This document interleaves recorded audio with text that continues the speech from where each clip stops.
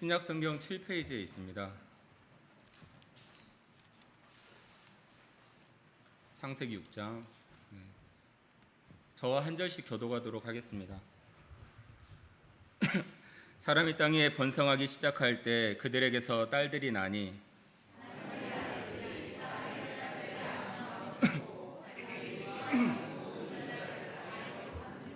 여호와께서 이르시되 나의 영이 영원히 사람과 함께 하지 아니하리니 이는 그들이 육신이 됨이라. 그러나 그들의 날은 120년이 되리라 하시니라.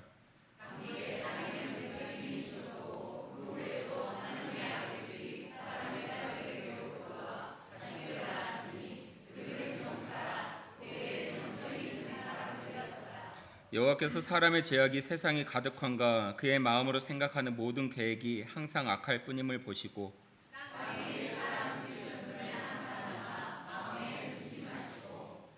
이르시되 내가 창조한 사람을 내가 지면에서 쓸어버리되 사람으로부터 가축과 기는 것과 공중의 새까지 그리하리니 이는 내가 그것들을 지었음을 한탄함이니라 하시니라. 이것이 노아의 족본이라. 노아는 의인이요 당대의 완전한 자라. 그는 하나님과 동행하였으며 그때의 온 땅이 하나님 앞에 부패하여 포악함이 땅에 가득한지라.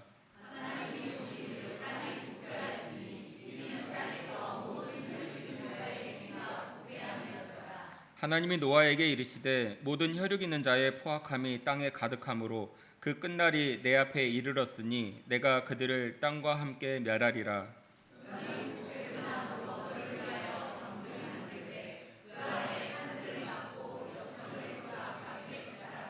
내가 만들 방주는 이러하니 그 길이는 300규빗, 너비는 50규빗, 높이는 30규빗이라.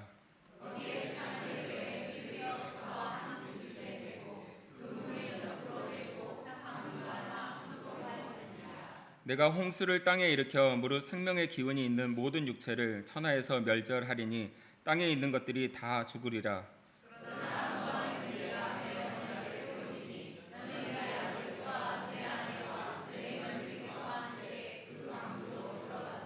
혈육 있는 모든 생물을 너는 각기 암수 한 쌍씩 방주로 이끌어들여 너와 함께 생명을 보존하게 하되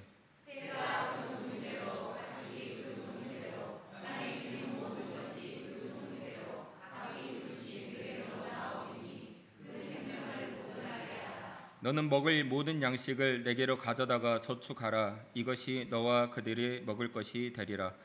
노아가 그와 같이 하여 하나님이 자기에게 명하신 대로 다 준행하였더라. 이 시간 본문 말씀으로 담임 목사님께서 말씀 증거하실 때 큰 은혜 받으시기 바랍니다. 기도드리겠습니다.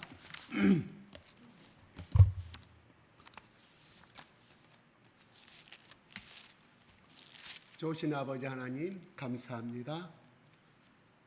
오늘도 변함없이 우리 하나님께서 이른 아침부터 깨워주시고 하나님 이 자리에 나와서 우리의 은혜 받은 자들이 하나님의 영광과 예수의 사랑을 마음껏 온 마음을 다하여 찬양케 하시고 영광 돌리게 하심을 감사합니다. 하나님 이 자리에 참석한 각자의 모든 사람들의 심령을 감찰하시는 우리 사랑의 하나님께서 하나님 그냥 갔다가 그냥 가는 자가 하나도 없이 하나님 한 사람 한 사람의 마음을 짚어주시고 살펴주시고 우리 거룩한 성령께서 우리의 마음을 여기에 참석한 모든 하나님의 택하신 사람들의 마음을 타치하여 주시고 이루하여 주시고 만져주시고 성령 하나님 저들 가운데 충만한 성령의 기름을 부어주시사 다시금 하나님을 사랑하는 결단의 시간이 되게 하시며 하나님을 영화롭게 하고자 하는 결단의 시간이 될 수 있도록 우리 아버지 하나님 인도하여 주시고 축복하여 주시옵소서. 모든 것을 주님께 의뢰합니다. 예수 그리스도 이름으로 기도드리옵나이다. 아멘. 하나님 아버지 사랑합니다. 예수님 사랑합니다. 죽도록 끝까지 사랑합니다. 나에게 이 믿음을 지킬 수 있는 믿음은 없지만 성령 하나님께서 나에게 힘주시고 이끌어 주시면 나는 할 수가 있습니다. 우리 예수께서 사망의 권세를 이기시고 3일 만에 부활하셨기에 그분이 이 시간도 성령으로 나를 성전 삼아 주시고 힘 주심으로 저는 노아와 같이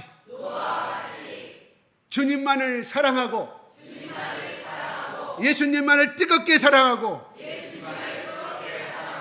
승리할 수 있음을 고백합니다. 성령 하나님 도와주세요. 긍휼히 여겨주세요. 서로 축복하겠습니다.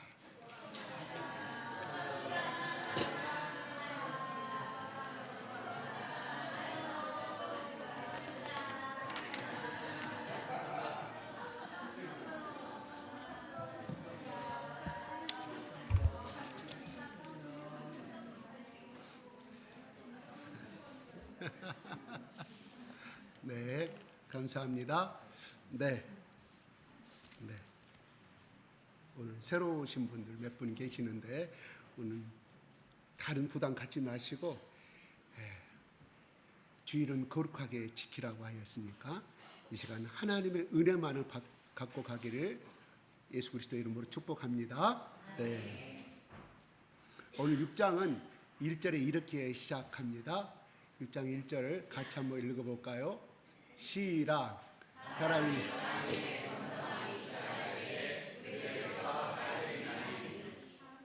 사람이 땅에 번성하기 시작하였다 하는 것은 지난주 우리가 5장에 노아가 셋이 어떻게 몇 세까지 살고 930세까지 살고 이런 쭉까지 배워왔습니다. 그러다가 어느 시대가 흘러서 오늘 본문의 1절은 본격적으로 사람들이 하나님께서 생육하고 번성하라는 창세기 1장의 말씀을 의지하여 번성하기 시작합니다. 다시 말해서 인구 증가율이 폭발적으로 일어났다는 것이죠. 그래서 창조과학자들이 이 말씀을 이렇게 해석합니다. 가장 사람이 살기 좋고 풍족하고 먹기도 좋고 모든 영양이 풍족한 시대였다. 기후 조건도 인간이 또한 동물과 짐승들이 번성하기 아주 좋은 지질학적인 시기가 이때였을 것이다. 그래서 인구 증가율이 폭발적으로 일어났을 것이다. 그래서 창세기 6장 1절은 이렇게 기록하고 있다. 창조 과학자들이 하는 해석입니다. 그런데 그들에서 딸들이 낳았다고 이야기합니다. 딸들이 뭔지 한번 생각합시다. 2절 갈까요? 2절 시작.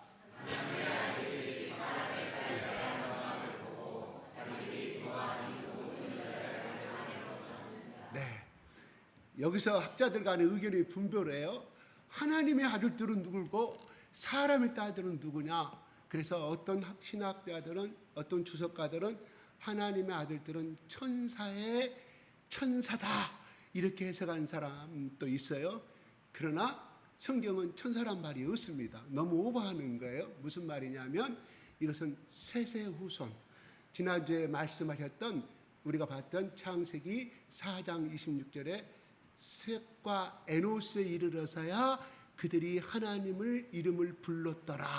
그래서 그 사람들의 후손을 하나님의 아들들로 해석하는 것이 가장 정설로 되어 있습니다. 너무 오버하지 맙시다. 이상을 하면 이 말씀 가지고 교단이 갈라지고 학자들 간에 피 터지는 싸움이 일어나요. 사실 이건 본질이 아니거든요. 이거 가지고 내가 언양에서 이런 아주 안타까운 상황을 보는데, 그러면 사람의 딸들은 뭐냐 하면은 이제 또 4장과 5장의 말씀에 카인의 후손들의 하나님을 떠나버린 하나님을 섬기지 아니한 후손들의 딸들이었다.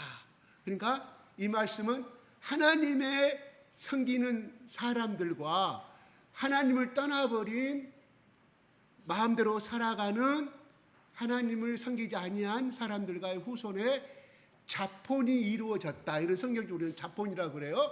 그래서 그 전까지는 그냥 이렇게 믿는 사람끼리 결혼이 이루어졌는데 이때부터 문명도 발달하고 문화가 발달하다 보니까 사람의 왕래가 많이 잦아들었다.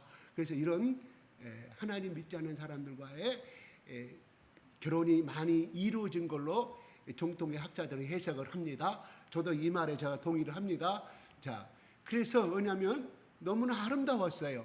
그래서 자기들이 좋아하는 묵은 여자를 아내로 삼는다. 셋과 에노스의 후손과 자기들끼리 믿음의 가정이 이루어졌는데 이때부터는 그냥 그것이 깨어져 버리는, 그 불분율이 깨어져 버리는 이런 상황이 이루어졌음을 이야기합니다. 뭔 말일까요? 물질 문명이 발달할수록 돈이 많아질수록 황금 세대가 될수록 무엇보다 그 사람의 가치관, 그 사람의 신앙가를 놓고 결혼하는 것이 아니라 집안과 집안끼리 돈의 혼목과 권력을 가진 사람끼리 많이 이루어지는 것을 오늘날도 많이 보게 됩니다. 이 말은 결과적으로 인간의 타락이 시작되고 있음을, 신앙이 무너지고 있음을 창세기 6장의 2절에 이렇게 저자는 은연히 히브리 문법상으로 우리 읽는 이로 하여금 나타내주고 있다. 비유법으로 3절 보겠습니다. 시작.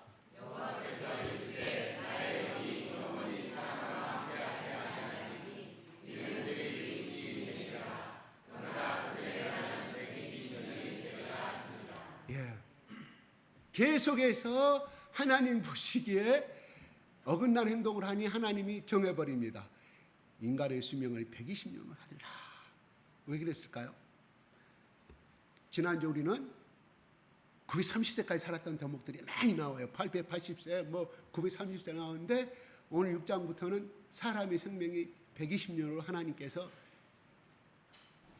단축시키는 모양을 보게 됩니다. 그래서 이거를 또 그 다음에 또 깊이 들어가면 안 되니까 4절로 넘어가겠습니다. 시작.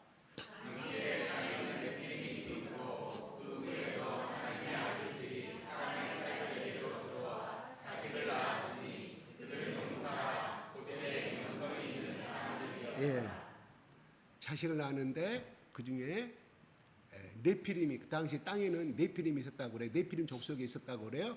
그래서 오늘날 저기 이스라엘 땅이라든가 중동에 파보면은 키가 3m짜리 시신이 나온다고 그래요. 시신이 아니라 유골이. 그래서 인류학자들은, 고고학자들의 그 증거를 통하여서 그 당시에 커다란 거인들이 네피림 족속이었지 않느냐 이렇게 해석을 나누고 있습니다. 그들은 용사라고 표현합니다. 굉장히 그 당시는 뭐예요? 서로 부족 간에 부족을 쌓고 힘이 있는 부족이 힘이 없는 부족을 지배해서 약탈해가는 그 시대에 아주 용맹한 용사로서, 그래서 네피림의 후족이 누구였냐? 그래서 다윗 시대에 바로 누구? 돌멩이로 골리앗이 바로 네피림의 후손이었지 않느냐? 이제 윤학자를 공부한 사람들이 이렇게 해석을 합니다. 자, 5절을 보겠습니다. 시작. 여호와께서 사람의 죄악이 세상에 나타나거나 내 마음을 저주하는 누구에게 항상 하나님을 보시고. 점점점 하나님을 떠나버리고 인간의 본성의 세계 속으로 흘러가 버리는 그들의 마음을 보시고는 악하다고 표현하십니다. 뭐라고요? 그들의 생각을 하고 모든 계획이 항상 악할 뿐임을 하나님께서 파악을 하시고, 이 악하다는 것은 무슨 음란하고 도덕적인 것도 있지만 기본적인 의미는 뭐냐? 하나님을 떠나버린 삶이 바로 그때부터 악함의 시작이에요. 그러니까 우리가 흔히들 저 사람은 정말 착한 사람이 있잖아요. 우리 친구들 간에 보기에도 저 친구는 정말 신앙이 없어도 법이 없어도 할 사람이라고 우리 인정하는 사람들이 많아요. 그런데 우리 인간의 기준이고 하나님 보는 기준은 뭐냐? 하나님을 떠나버린 삶부터가 악함으로 정리하고 있다. 그러니까 무슨 말일까? 이때부터 하나님을 찾는 사람들이, 믿는 사람들이 점점 적어져 가버린, 하나님을 떠나버린 사람들이 많아졌음을, 창대했음을 의미해 주고 있다, 이런 뜻이거든요. 6절 한번 볼까요? 하나님께서 뭐라고 하셨어요? 시작.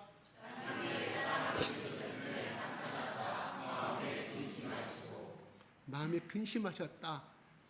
여러분, 시집간 딸과 장가간 아들, 손주를 어젯밤에 걱정한 사람 누구예요? 여러분의 엄마, 아버지예요. 친정 부모고, 그렇죠? 그렇죠. 우리는 부모님 생각해요? 안 하죠. 왜요? 하나님은 그렇게 사랑하기 때문에 저것들을 어떻게 하면 올바른 길로 인도할 것인가? 그 근심, 어젯밤에 잠 못 잔 근심, 손자가 아프다는 전화 듣고 잠 못 자는 그 어머니 마음, 그 마음이 곧 하나님의 마음이다. 이렇게 하시면 저 마음을 우리는 이해할 수 있을 거라고 생각합니다. 7절에 넘어가겠습니다. 이르시되, 시작.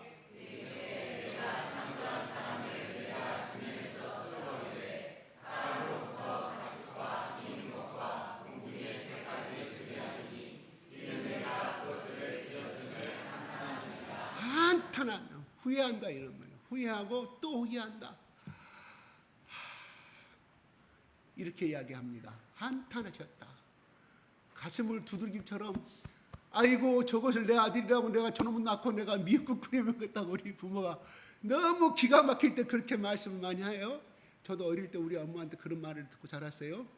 저 아주 엄마 말을 안 들었던 사람인데, 우리 하나님도 지금 우리 인간들을 보고 기다리다가 결국은 안 되겠다, 다 쓸어버리겠다, 하나님의 결단입니다. 근데 하나님은 자기가 창조한 이 피조물을 갖다가 싹 쓸어버리겠다는 것을 생각하면 하나님은 너무나 잔인하고 너무나 사랑이 없는 진노의 하나님으로 우리가 생각하시기 쉬워요. 특히 구약을 보면, 구약만을 보면 하나님은 정말로 눈물도 피도 없으신 하나님 같아요. 그러나 여기에 놀라운 뜻이 있어요. 여기 보세요. 하나님이 쓸어버리겠다고 하면 내일 당장이라도 쓸어버릴 수 있겠죠. 120년을 기다리겠다는 뜻이에요. 120년 후에까지, 120세까지 네가 걔가 천선하는가 안 하는가, 나에게 돌아오는가 안 하는가를 하나님이 120년을 기다리겠다는 뜻을, 하나님의 사랑을 담고 있는 것인데, 그걸 빼버리고 보면은 하나님 잔인하신 하나님. 우리가 성경을 볼 때 항상 하나님은 사랑의 하나님, 그리고 자비를 베푸신 하나님 쪽에서 보시면은 하나님의 말씀은 한없이 은혜스럽습니다. 하나님의 사랑은 얼마나 인자한 것을 깨닫게 돼요. 언제요? 자기 인생을 돌아봤을 때, 이때도 첫때 자기 인생을 돌아봤을 때 하나님의 사랑을 받을 수 없는 시절이 있었는데, 지금 생각하면 어떻게 그 고난의 터널을 내가 지나왔을까? 그때 기적이 아니었으면 내 인생은 오늘날 이렇게 행복한 인생을, 아들 딸 낳고 손주 보는 인생을 살지 못했을 것이다 하는 시절이 오게 될 겁니다. 바로 그것이 하나님의 인자심과 사랑을 만난 사람의 고백인 줄로 믿으시기 바랍니다. 그러므로 어떻게 해요? 항상 하나님 말씀을 긍정적으로, 또 사랑이 많으신 분으로, 야, 하나님은 너를 절대 사랑하지 않아. 하나님을 사랑한다. 네 친구 봐라, 네 친척을 봐라. 그 집은 하나님 믿지 않은데, 너보다 신앙도 하도 약한데 너보다 더 잘 나가지 않느냐. 네가 믿는 하나님, 너는 하나님 사랑하지 않아. 끊임없이 우리는 현실의 조건을 가지고 마귀는 끊임없이 우리에게 문을 두들깁니다. 그래, 나는 나의 하나님은 없는가 봐. 나같이 이렇게 충성하고 나름대로 저 사람보다는 내가 잘 살아왔다 하나님 앞에 우리가 그렇게 한탄하고 신앙의 절망 가운데, 그래서 오늘은 내가 주일날 가봐야 뭐하냐, 지난 10년도 똑같았고 오늘 또 나가면 변한 것이 없지 않느냐, 그래서 안 나가게 되는 경우가 생깁니다. 그런데 그때 우리는 예수님의 말씀을 배워야 합니다. 예수님 그때는 어떻게 사탄을 정리하였는가? 사단아 물러가라, 사람은 하나님의 말씀으로 살 것이니라고 예치고 나오신 분은 그게 하나하나 쌓여서 축복을 이룰 줄로 합니다. 저는 나이아가라 폭포 가본 적이 없습니다. 아직도 미국과 캐나다를 가본 적이 없습니다. 그런데 사진에 보면은 그 나이아가라 폭포 위로 긴 구름다리가, 무지개 다리가 있다고 그래요. 근데 처음에 그거를 1901년도인가 만들 때 이거를 어떻게 설계자가 나왔는데 시공하는 사람들이 저 다리를 어떻게 미국과 캐나다에 이거 다리를 만들 것인가. 그래서 생각한 것이 소울개죠. 소울개. 매에다가 실을 달아가지고 여기서 훈련된 소울개를 싹 띄워서 미국과 캐나다 저 건너편에다가 나르게 만들었어요. 그래서 실을 가지고 거기다가 또 실에다가 또 코일을 이어가지고 그 다음에 또 철사를 이어서 하나씩 해서 그 거리를 측정했다는 거예요. 지금 같으면 참 원시적인 방법인데 그때 그렇게 해서 저 유명한 다리가 만들어졌다 하는 것이거든요. 제가 무엇을 말하고자 하면 아무리 튼튼한 다리고 유명한 다리를 할지라도 우리가 흔히들 우리 어른들이 말한 것처럼 천리길도 한 걸음부터, 우리의 신앙은 작은 것부터 시작한다는 사실이죠. 그 실의 설계가 그 수고를 해줬기 때문에 그 지혜를 통해서 그 아름다운 다리가 지금도 100년이 지났는데도 그 다리를 유지하고 있다, 이런 말이거든요. 우리의 신앙도 어느 아침에 하루아침에 기적이 쏟아지고 어느 아침에 내 신앙이 오늘 본문에 나온 처럼 노아처럼 그렇게 절대 이루어지지 아니한다. 하나님은 그래서 시편 144편에 눈물을 흘리며 씨를 뿌리는 자는 기쁨으로 단을 거두리로다고 말씀했습니다. 그래요. 우리의 하나하나의 모든 결실은 눈물과 한숨 없이는, 피땀 흘린 눈물이 없었고 피땀 흘린 노력이 없으면 이루어지지 아니하였습니다.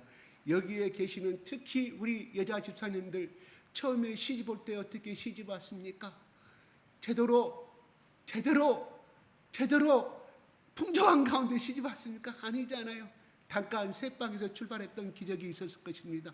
그런데 오늘날 그 눈물과 그 한숨 속에서 일하다 보고 참고 인내하다 보니까 40년이 흐르고 50년이 흘러서 지금은 아들, 딸 다 출가해서 잘 살고 이웃 사람들에게 우리 아들과 딸들은 이렇게 산다고, 이렇게 행복하게 산다는 이 기쁨의 고백을 할 수 있었던 것은 바로 특히 물론 아버지들 수고도 많지만 그 인고 시절을 아들, 딸 낳고 그때는 5명, 6명 가리지 않고 낳았을 때 얼마나 고생스러웠어요.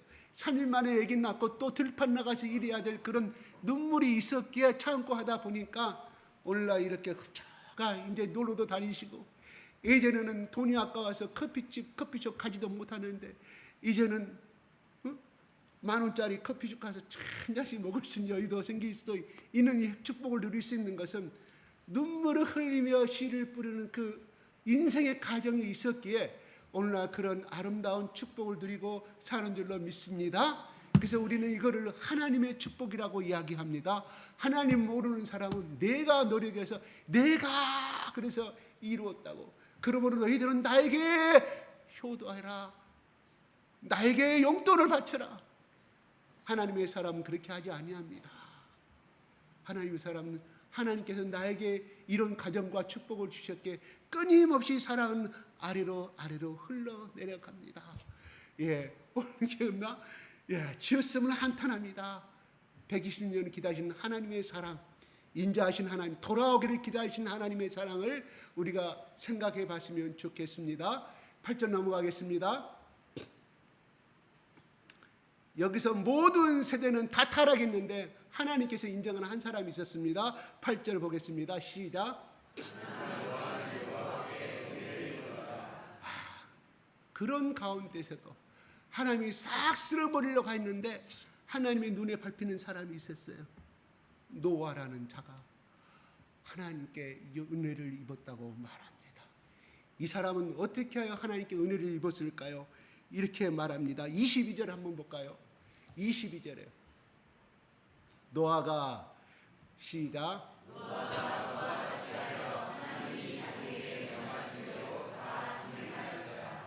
이것이 바로 노아가 어떠한 삶을 살았는가, 왜 그가 여호와께 은혜를 입은 자인가.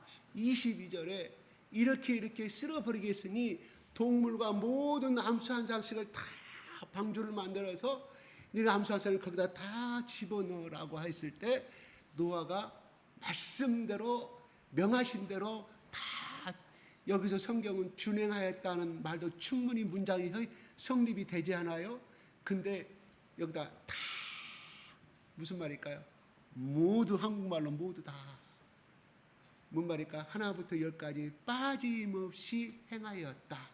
하나도 빠짐없이, 문법상으로 따지면 조사 하나 빠짐없이, 쉼표 하나 빠짐없이, 점 하나 빠짐없이 하나님 말씀대로 다 행하였다. 시킨 대로 하였다. 이 말이 바로 8절에 여호와께 왜 은혜를 입었는가 하는 것은 그의 삶이 바로 22절에 농축되어 있다. 결론을 내리고 있다. 이런 말이에요. 중간에 다른 거 다 읽을 필요 없어요. 뭐 어쩌고 저쩌고. 여기서 바로 하나님께서 우리에게 어떠한 삶을 살아야 될 것인가, 이 노아의 삶을 통해서 오늘날 이 시간에 우리에게 은혜 주시는 줄로 믿습니다. 은혜는 무슨 뜻일까요? 은혜는 무슨 뜻일까요? 받을 자격이 없는데, 받을 자격이 있는데 어떤 선물을 받는 것은 은혜가 아니에요. 왜? 그 사람이 그냥 선한 행동을 했기 때문에 표창장을 받는 것이고 뭐 의의 상을 받는 것이지만, 은혜란 그 뜻은 아니에요. 받을 수 없는 자였는데 하나님께서 선물로, 하나님께서 선물을 주시는 자, 하나님께 보호를 받는 자, 하나님께 사랑을 받는 자, 이게 은혜의 정의입니다. 그래서 우리가 누가복음의 1장에 성탄절 메시지에 잘 나오잖아요. 가브리엘 천사가 나타나서 마리아에게 은혜를 받은 자여, 은혜를 받은 자여. 그런데 그 성경에는 마리아가 어떠한 삶을 살았던 성경은 기록되지 아니합니다. 느닷없이 마리아가 등장하여서 오늘날 있는데 가브리엘 천사가 나타나가지고 한 번도 천사를 만난 적이 없는데, 그것도 천사장, 천사에서 우두머리, 그 천사장이 나타나서 은혜를 받은 자여 평안할지어다. 너는 하나님의 아들 예수 그리스도를 잉태하는 축복을 받았다고 이야기합니다.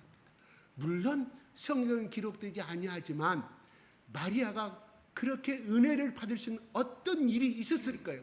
성경은 기록되지 아니합니다. 근데 왜 이것을 기록하지 않았을까요? 바로 하나님의 은혜를 받는 것은 어떤 조건으로 잘나고 그 집안이 제사장 아들이고 제사장 집안의 딸이고 어떤 그래서 은혜를 받는 것이 아니라, 하나님께 사용을 받는 것이 아니라 하나님의 일방적인 주권에 의해서 쓰임을 받는다는 사실이 바로 은혜의 기준이에요. 은혜의 정의예요. 물론 성경은 또 뭐 어떻게 하였기 때문에, 물론 엘리야는 하나님과 동행했기 때문에 죽음을 맛보지 않은, 성경은 죽음을 맛보지 아니하고 올라갔다고, 또 에녹도 그렇게 성경은 기록하고 있습니다. 그러나 과연 엘리야가 하나님 보시기에 과연 온전한 사람이었을까? 아니에요. 엘리야도 아침에 일어나면 우리처럼, 그때는 야생의 변수가 있었기 때문에 야생의 들판에 가서 우리처럼 생리를 했을 것이고, 배고프면 또 하루 세 끼 밥 먹었을 것이고, 피곤하면 잠자는 우리와 같이 평범한 사람이었는데, 그가 그렇게 될 수 있었던 것은 성령의 기름 부음을 받으셔서 하나님이 일방적으로 엘리야보다 더 신앙 좋은 사람 많았을 거예요. 근데 그것은 엘리야를 선택하느냐 비를 선택하는 하나님의 주권의 문제지 그건 아니다는 거예요. 엘리야를 하나님이 일방적으로 선택하셔서 그 시대에 이스라엘 아몬에 가는 그 시대에 선지자로 사용했으면 우리는 열왕기하 말씀을 통해서, 또한 엘리사 열왕기상을 통해서 우리는 알 수가 있다 하는 것이거든요. 그러면 하나님은 항상 보시면은 그 시대에 남은 자를 쓰신 것은 우리는 구약을 통해서 알 수가 있습니다. 아브라함은 선택받을 수 없는 사람이잖아요. 은혜 받을 수 있는 조건이 안 되는 사람이, 적어도 십계명의 기준에 다 어긋난 사람이에요. 무슨 말? 바로 메소포타미아에서 그 메소포타미아 신을 섬기는 우상을 만드는, 대대로 그 집안에서 우상을 만드는, 조각을 만들어서 팔아먹는 대대 자손 속에 그 사람을 아브라함을 부르셨다 이겁니다. 아브라함이 믿음 좋아서 절대 부른 거 아니에요. 내가 예전에 말했지만 이 사람은 그런 가운데 아브라함은 하나님을 섬겨서 성경 나오지 않아요. 우리 상상이에요. 그건 글자 그대로 사랑받을 수 없고 믿음의 조상이 될 수 없는 사람 아브라함을 부르셨다. 죄인들 가운데. 그러므로 우리는 적어도 이렇게 말할 수 있어요. 기도할 때 하나님, 제가 과거에 불교 가서 시주하고 또 점쟁이한테 가서 제가 굿하고 점했는데 그래도 나는 하나님 아브라함처럼 우상을 만들어서 그놈 팔아먹고 했던 사람은 아니잖아요. 거기에 비하면 나는 죄가 얼마나 가볍습니까? 그러니 나에게 긍휼을 베풀어 주시옵소서. 그것도 기도가 됩니다. 기도가 돼요. 무슨 말, 내가 하고자 하는 무슨 말이에요? 하나님은 우리를 선택했을 때 절대 조건이 돼서 선택하지 않았다. 우린 착각합니다. 그래도 내가 저 사람보다 나으니까 내가 몇 살 때 하나님 나를 부르셔서 이렇게 지금까지 쓰고 계시는 큰 착각을 아니옵시다. 그거는 뭐예요? 무엇에 걸려요? 섰는 줄로 생각합니다. 넘어질까 조심하라. 교만이거든요. 교만. 그리고 아까 아침에 이야기는 네가 하나님 믿는 사람은 네 친구는 저렇게 잘 나가는데 오늘 너 나가봐야 뭔 필요가 있겠느냐. 마귀가 끊임없이 우리는 끊임없이 속삭이는 거예요. 끊임없이. 그래서 예수님이 말씀으로 이겼던 것처럼 우리도 말씀으로 끊임없이 순간순간 밥 지을 때도 쌀 반찬 만들 때도 우리 속에 얼마나 많은 생각이 들어가요. 남편한테 언어에 폭력적으로 살아가는 가정주부들은 좀 있으면 6시에 퇴근하는 남편이 또 들어오면 나에게 뭐라고 말하고 시부렁시부렁 하면서 막 밥을 짓고 해서 부정적인 생각. 그때는 우리 크리스찬의 사람들은 어떻게 해야 되냐? 떠나갈지어다. 우리 남편은 적어도 오늘은 좋은 긍정적인 말을 할 것이다.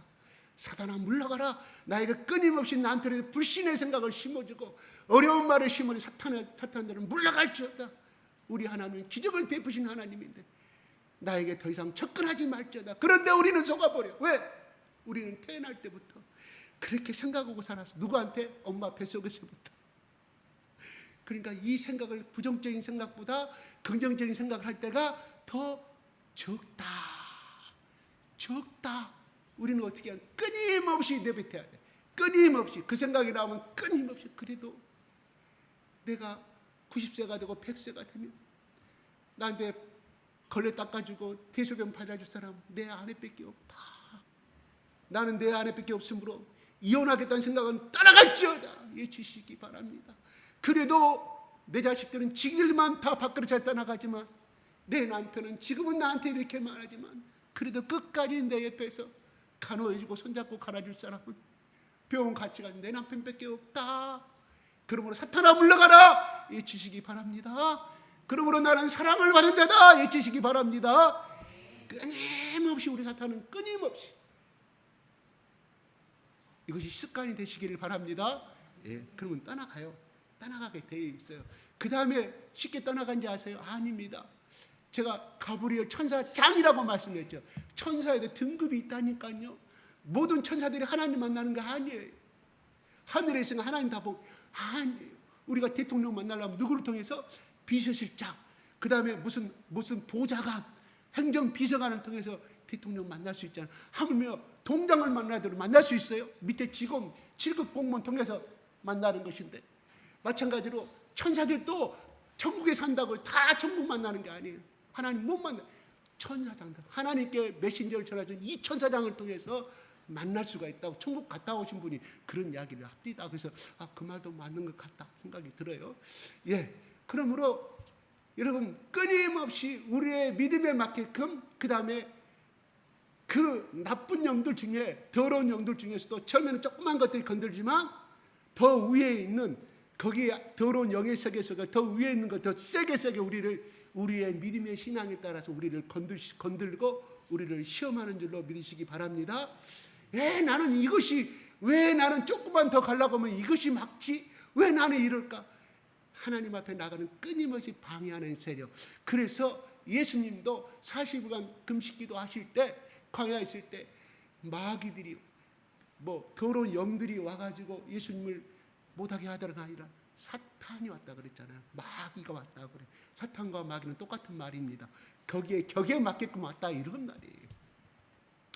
왜? 사탄의 세계에서는 알거든요. 조금만 자기들 부하들 보내갖고는 예수님을 꺾을 수 없다는 것을 알기 때문에 사단이 직접 우두머리가 와서 예수님을 건드셨다, 이런 말이에요. 여러분, 이거 아시고 우리가 일상의 삶에서 말씀으로 대적하시기 바랍니다. 그래서 여호와께 은혜를 입었더라. 이 은혜는 하나님께 주시는, 조건 없이 주시는 사랑이다. 사랑이다.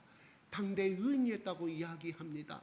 의인이었다는 것은 안전한 자를 이야기한 것이 아니라 하나님 말씀대로 살아가는 사람, 모든 것을 예수님의 눈으로 살아가는 사람이 의인이라, 당대의 의인이라, 이런 말입니다. 그 다음 볼까요?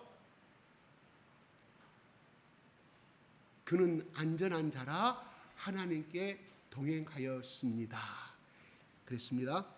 여러분,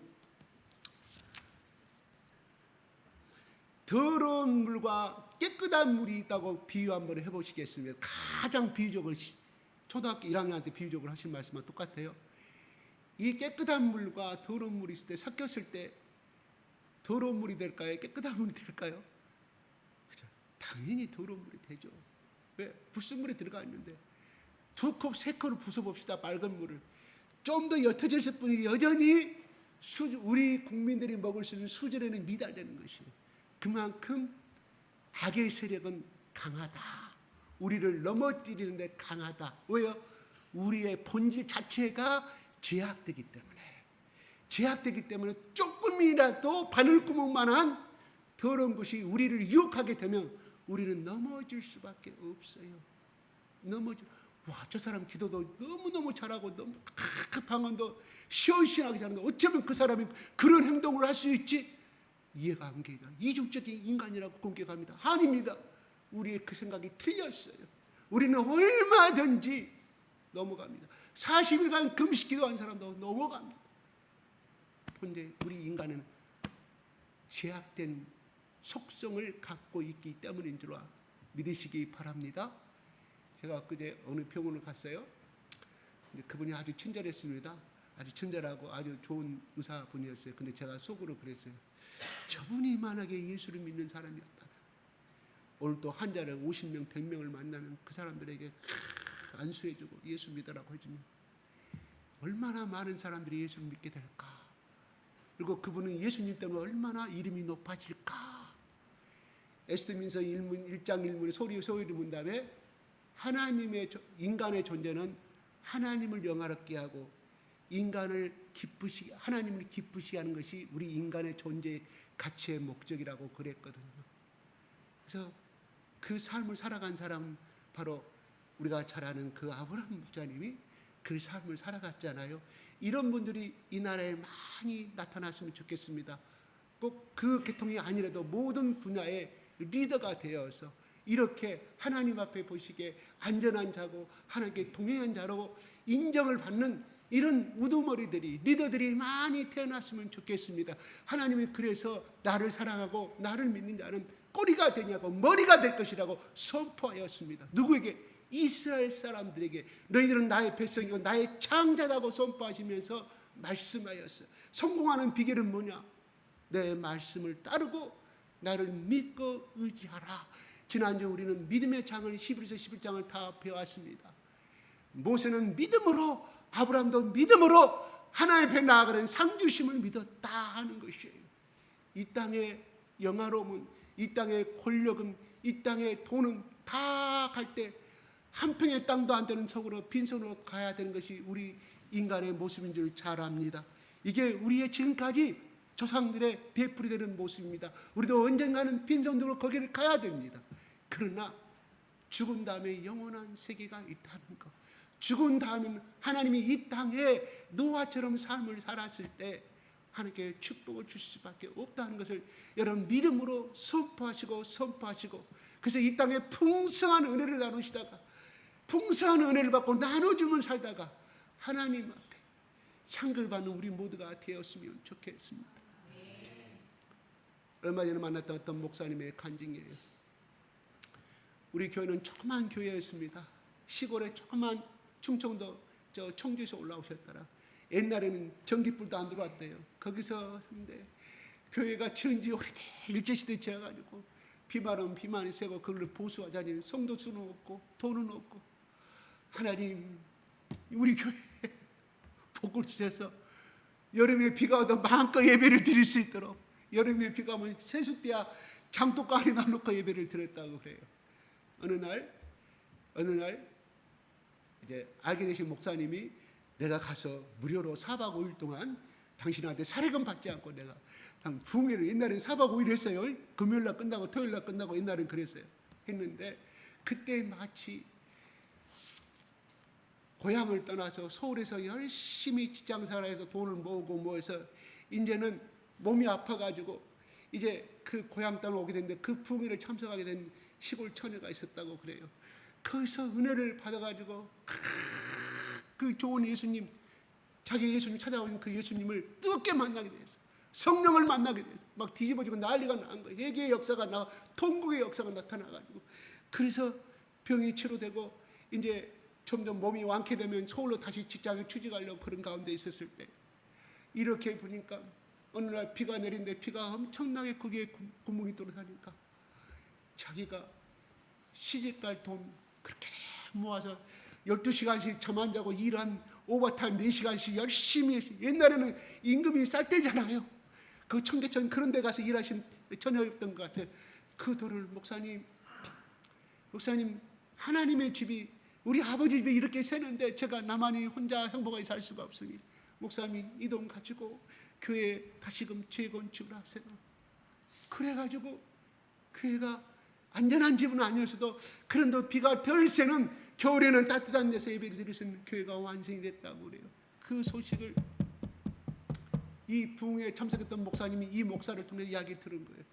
자기 교회에 가서 그 이야기를 했더니 어느 날 그 시골 교회에 어떤 자가용의 멋진 비싼 차를 가지고 서울에 어떤 장로님이 오셨대요.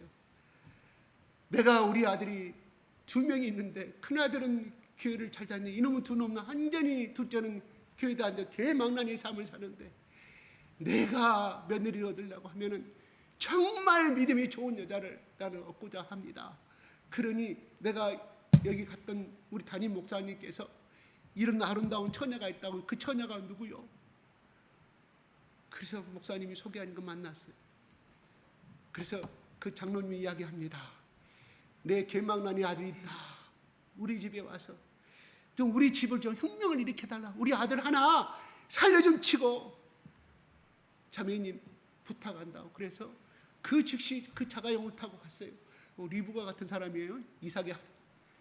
그 결혼해서 보니까 완전히 개망나니 결혼 첫날부터 술 퍼먹고 그냥 두둑에 패고 날마다 기도하고 또 아버님이 시아버지니까 그렇게 알고 해줬게 뒤에서 후원해주고 해서 사랑으로 해주니까 이 아들에게 깨달음이 온 거예요.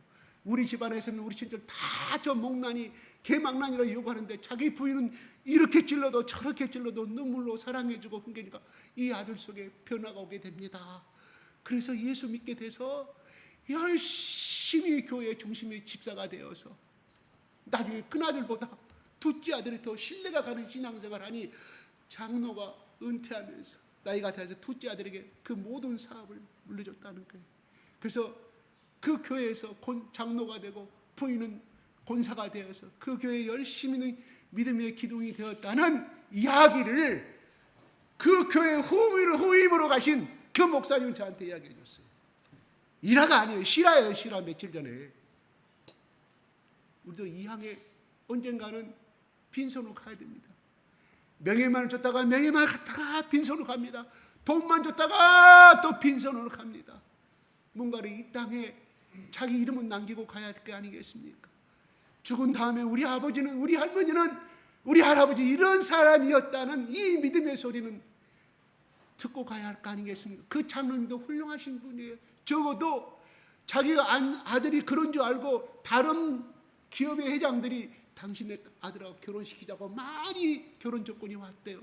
그런데 이 장로님이 믿음 가운데 섰기에 아니다. 우리 둘째 며느리는 이래도 믿음 저래도 믿음 예수로 살고 예수로 죽는 내가 믿음의 여인을 하겠다고 그렇게 기도하는데 담임 목사님이 그 이야기를 해서 쫓아왔다는 것이 그렇습니다. 바로 우리의 신앙의 삶이 이렇게 오직 예수로만 살고 오직 예수님의 기준이 되어서 하나님을 영화롭게 하고 하나님을 기쁘시게 하는 사는 우리 모든 교회가 되었으면 좋겠습니다. 적어도 오늘 참석한 우리의 모든 교인들 하나하나, 하나님, 성령 하나님, 이 자리에 참석한 모든 우리 집사님들에게, 성도님들에게 하나님, 노아와 같이 힘들고 어렵고 손가락질 받고 그 배를 짓는 동안에 120년 동안에 손가락질 그 모진 고생을 받았지만은 오직 예수님을 사랑했기 때문에, 하나님을 사랑했기에 예수님 아니면 나는 죽습니다. 그 노아의 신앙의 후손들이 되기를 다 예수 그리스도 이름으로 축복합니다. 마지막으로 하나만 제가 남기겠습니다. 1998년도, 1995년도면 무슨 정권인가요? 아무튼 그때에 숙명여대의 교수로 계셨던 이경숙 교수가 총장으로 재임하게 됩니다. 그때는 총장 선거에서, 그때 학원 자율화 사건 때문에 굉장히 시끄러울 때예요. 그래가지고 뭐 숙대 비리, 뭐 학생들이 와서 데모 하는 사람이 숙대 총장실에 와가지고 뭐 학원을 정상화시켜라. 또 그리고 어떤 문제가 생겼냐면은 거기가 학교가 세워진 것이 1938년도에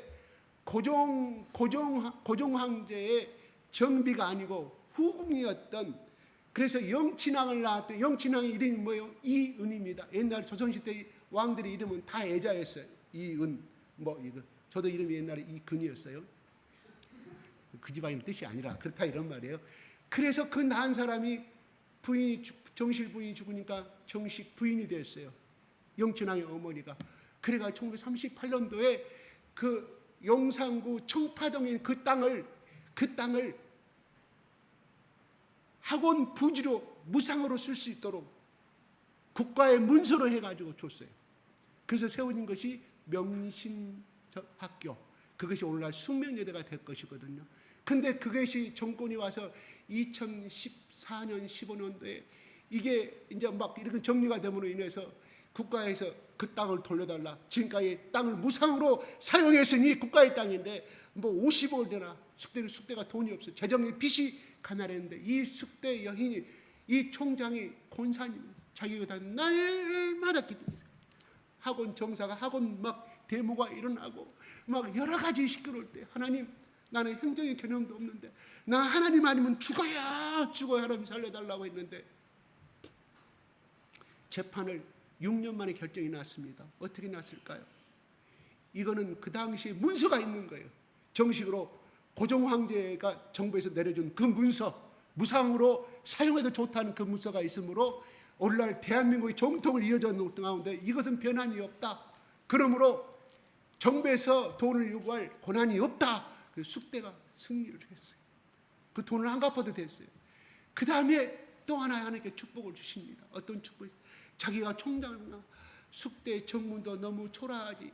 정문들이 교문이 하나 있고 다음에 뒤에 통로문이 2개가 있다고, 3개가 있다고 그래요. 저는 안 가봤습니다. 그래서 이 교문을 새롭게 기둥을 세워야겠는데 돈이 하나당 3억, 1억에서 3억이 든다고 그래요. 그래서 하나님께 기도해요. 하나님, 돈은 없고, 하나님, 이 학교에 그래도 얼굴이 교문인데 이 교문을 세워줄 수 있는 사람, 학교에 재정은 없는데 하나님 도와주세요. 근데 그날따라 딱 새벽 예배가 끝나고 타는데 어느 남자를, 그 교회 다니는 그분하고 대화를 안 했대요. 실업인 회장이라고 그래요. 기업인 회장인데 그분이 막 달려오더만 반갑게 인사하더래요. 그래서 용기를 내서 사실은 이런 문제가 있는데 지금 10명을 해서 3천만 원씩 해서 10명을 구하고 있습니다. 복지가. 그래서 이름을 새겨줄 것입니다. 교문에다가 기증자. 그러니 해줄 수 있습니까? 그랬더니 그분이 딱 듣고 하는 말이, 근데 한 명도 섭외를 못했어요. 그러니까 제가 3억을 다 내겠습니다 하더라는 거예요. 여기서 할렐루야가 아니에요. 여기서 할렐루야가 아니라, 근데 조건이 있습니다. 뭔 조건입니까? 제 이름을 새기지 마시고 교문에다가 하나님의 말씀을 새겨주는 조건입니다. 한 교문, 3개의 교문이니까 한 기절씩만 해주십시오. 조건이. 그거야 싶습니다. 이렇게 해도 보니까 가만히 자기는 미션 스쿨이 아니거든요. 교무에 있던 난리가 난 거예요. 찬반 양로 교수들 양반이 갈라지고 막 찬반 학교가 시끌시끌했더니 이래서 숙대 신문에다 내고 2주 동안, 한 달 동안 토론을 가졌다. 그런데 결론이 어떻게 났냐? 결론은 모든 이름을 총장한테 이름하겠습니다. 총장 당신이 알아서 하세요. 그래서 이경숙 총장이 하나님 말씀을 새기는 것으로 판결이 나서, 그래서 지금도 그 교문회가 하나님 말씀이 새겨져 있어요. 에일대도 그렇죠. 미국 하버드도 그렇죠. 다 그리스도인들이 지은 학교들이에요. 하나님의 영광을 위해서 이 학교를 나가는 자들이 이 학교에서 혜택을 받았음으로 인하여 사회에 나가서 엘리트팀으로 모든 가난한 자와 모든 못 배운 자들이 희생하는 조건으로 학교를 세웠다 하는 것이거든요. 저게 숙대, 지금 그 세 장 중에 그 가운데 나온 거 있죠. 가운데 있죠. 맛있는 거. 저게 숙대 앞에 정문이에요. 제가 동영상에 나온 걸 찍었어요. 근데 저게 이제 두 개문만 나왔는데 다 띄워보세요. 저거 한번 안 됩니까? 예. 그래서 그 말씀들이 어떤 말씀이냐면 제가 준 말씀을 한번 올려보실래요? 시작.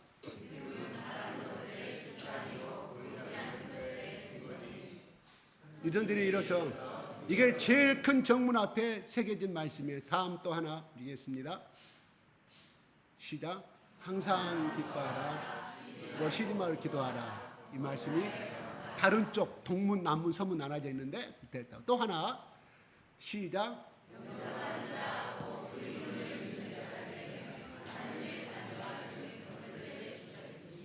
이 사람이 살아있는 한 사람인지 모르겠어요. 그 자식들이 지나가면서 자기 손자들한테 또 자기 후손들한테 봐라, 이 돌아가신 할아버지가 이거를 하는데 3억을 기증해서 조건이 이 하나님의 말씀을 새기는 조건이었다. 오늘 또 이 숙대 앞에 수많은 영혼들이 지나갈 때마다 그들이 저 말씀을 볼 때는 그냥 무의미하게 지나가지만 그것이 1년이 지나고 2년이 지나고 10년이 지나고 30년이 지났을 때 그 말씀이 싹이 떨어져서 언젠가는 열매를 맺을 것이다.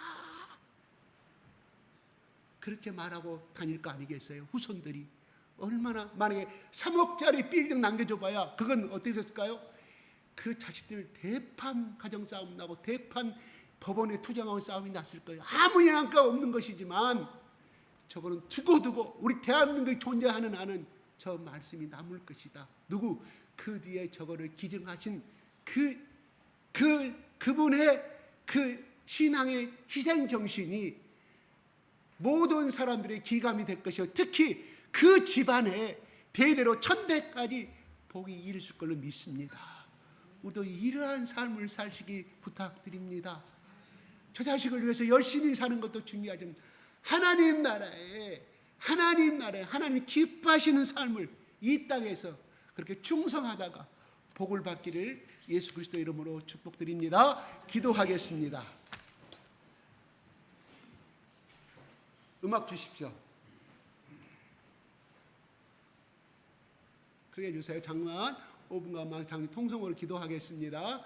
저는 현재 그럴 자격이 없지만 나도 이렇게 살 수 있는 것을 달라고, 하나님 나도 이런 믿음을 달라고 이렇게 기도해 보게요. 음악 주세요.